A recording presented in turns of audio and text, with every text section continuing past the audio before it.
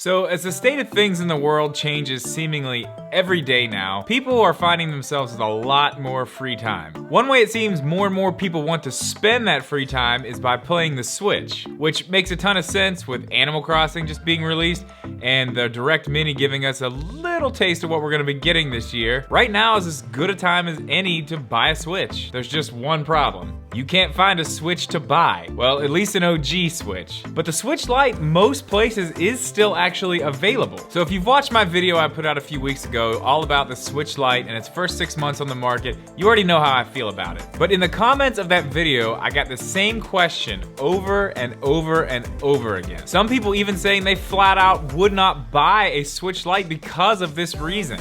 And that reason is drift. And that's what I want to talk about today. Is the drift issue in the Joy-Cons and the Switch Lite a real problem you should be worried about, or is it just overblown? Let's talk about it right now. What's up guys, welcome back or welcome in for the first time. If you would do me a quick favor, please leave a like on this video, and if you are new here, make sure you get subscribed, and let's go ahead and jump right into this. So like I said, a few weeks ago I put out a video just talking about my experience with the Switch Lite for the first 6 months that it's been on the market. And that's obviously something you guys were very interested in because it is by far the most viewed video on this channel. So again, thank you guys for that. So in the comments I got the same question over and over. Have you experienced any drift with your Switch Lite? It's probably something I should have mentioned, but clearly, with as many questions as I got on the subject, I feel like this deserves its own video. And to be honest, there's not really a lot of people talking about this anymore. So let's go ahead and get this out of the way right now. Yes, Joy-Con drift is an issue. It happens. There's no point in arguing that, so I'm not gonna try to do that here. About 2.5 years after the Switch was released, this topic started coming up a whole lot. And that's not to say people didn't have this issue before that, because they did. Actually, I did. The stick on my left Joy-Con that came with my launch Switch actually started drifting about 2 years after I got it. And yeah, I mean, that sucks. But what did I do?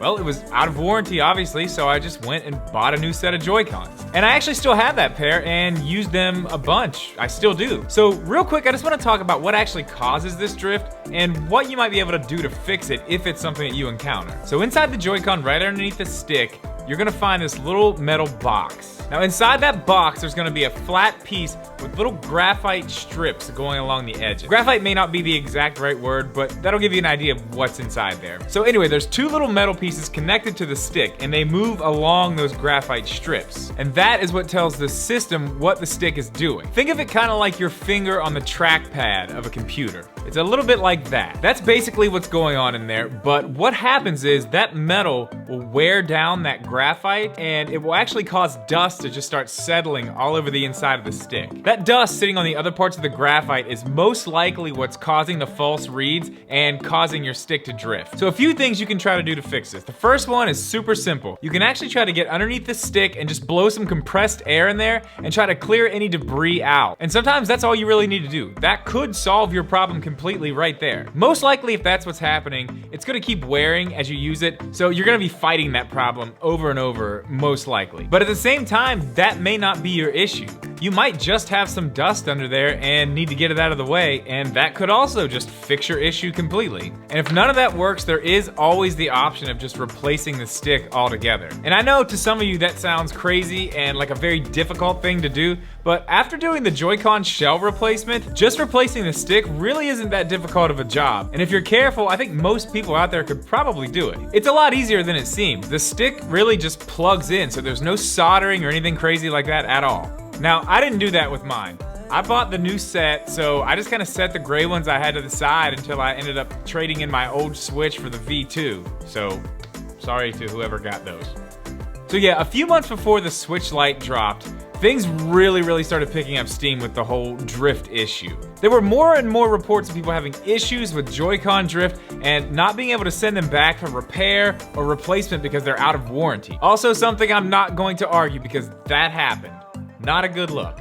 There was even a class action lawsuit filed against Nintendo for the Joy-Con drift issues. It was first reported that over 55,000 people contacted the law firm in the first 24 hours, but that was actually changed and corrected to 5,500 people, so it wasn't actually as bad or as crazy as it sounded when we first started hearing about this. Either way, this is not a good thing for Nintendo, this is not a good thing for the consumer, it's bad all around. So quietly, after that, Nintendo started taking in any Joy-Con repair that dealt with a drift issue, no matter the status of the warranty, and they did it for free. And again, I'm gonna be the first one to say right here, this is a terrible look for Nintendo. The lawsuit should have never happened because Nintendo should have been out in front of this in the first place, dealing with the issues and fixing them for free, knowing that they had a problem. It should have never gotten to that point, in my opinion, but it did. And I think that's why a lot of people have so much fear when it comes to the Joy-Con drift and just the stick drift in general now. My guess would be if Nintendo would have just gotten out in front of this,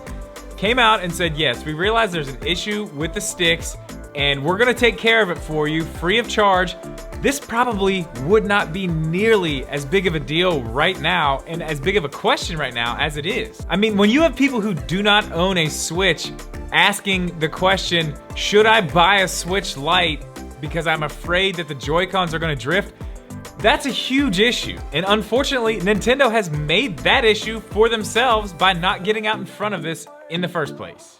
Now, having said that, I will say, other than the one stick on my launch Switch, I have not had any issues with drift whatsoever. So in my time owning a Nintendo Switch since launch, I have had a total of 10 sticks that could have gone bad, and yes, one of them did, but it was also the oldest one and the one that was used the most. And I'm sure I'll hear about it in the comments, but I gotta say, I'm okay with that. When I got my Switch, I played Breath of the Wild nonstop for I don't even know how long. And I gotta be honest, I put those sticks through a lot. And for one to go out 2 years later, it's just not really that big of a deal to me.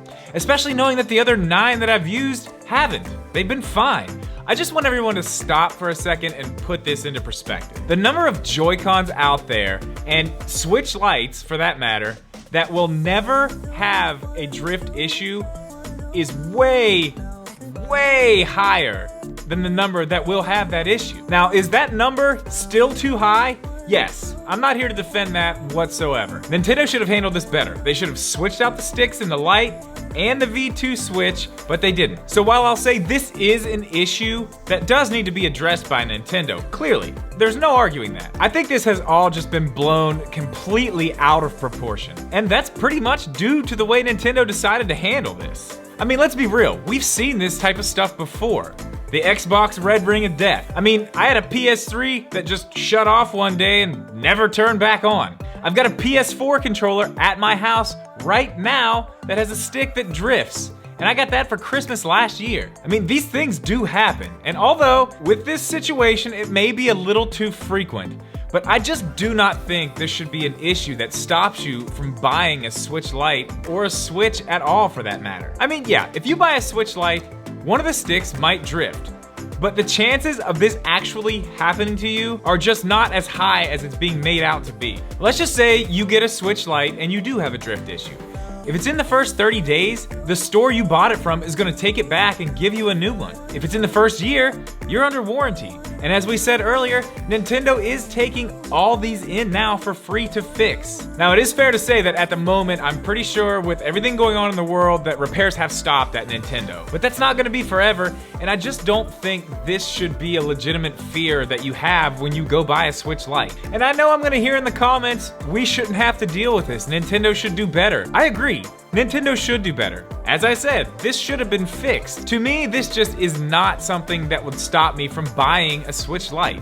And at the moment, if you want to play Nintendo first-party titles, the Switch Lite is really your only option. I mean, that is unless you want to pay $500 or $600 for the original, which is just not worth it. It's not worth it. Nintendo needs to do better, there's no question. But guys, we have to be rational here. Can there be issues? Yes. But Nintendo's covering the cost for you. They've already said that they would. Now, how that ended up happening, not the best, but they are covering the cost. And technically, you really don't even have to send it to Nintendo. If you have a stick that goes out and you don't think you can replace it yourself, any repair shop is gonna be able to do this for you fairly quickly and fairly easily. You can buy the sticks themselves on Amazon right now for under $10. And having already taken a Joy-Con apart, I can tell you it would not take somebody more than a few hours to get in there, open it up, replace the stick, put it back together, and get it back to you. So yeah, guys, drift, it's an issue, but I don't think it's a big enough issue to stop you from buying a Switch Lite. Let me know if you guys have any other questions about this issue down in the comments below, and I will do my best to answer all of them. I really do hope this helped you guys out if you are looking to buy a Switch Lite right now. With all that said, thank you guys so much for watching. Please leave a like on this video, make sure you subscribe, and we'll see you in the next one.